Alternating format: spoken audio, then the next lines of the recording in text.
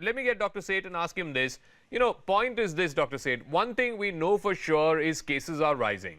And we are seeing different cities respond differently. Like I said, Ahmedabad is going into a partial lockdown starting tonight, at least until Monday morning. And from Monday onwards, shops will be open only for certain hours in the day, and then they will be shut.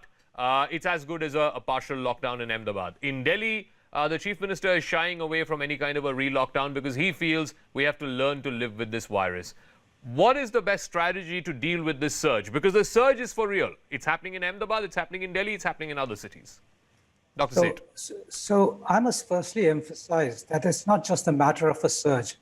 This is a different form of a surge, very different to the second wave, because what we're seeing now is vulnerable population getting affected far more seriously as a result of pollution, as a result of the festivities, as a result of the fact that there's smog. So we are seeing these elderly people who've had heart disease, who've got lung disorders, who are vulnerable, getting affected by serious COVID. And that is the reason when we say that beds, it is ICU beds which are not available. Okay. In the second wave, what used to happen is somebody had a COVID, he was fine, you just ring up and say, can I get admitted because I just want to be isolated, but it's not that anymore. So we're seeing people die in large numbers.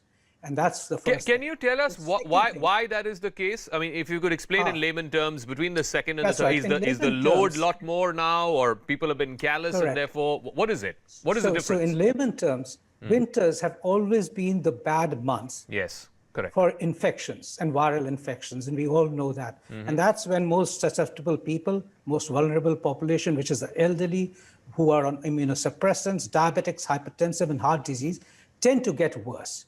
Now, the smog and the pollution, as you know, has been caused both by man-made as well as, unfortunately, reluctance of policymakers to do something about it. But this pollution causes inflammation of the lungs anyway. We know that the pollution itself precipitates heart attacks, precipitates lung disorders, asthma gets worse, chest infections increase. It has been shown that these inflammatory reactions are more potentiated and are truly the substrate for the COVID virus to affect and make the situation worse.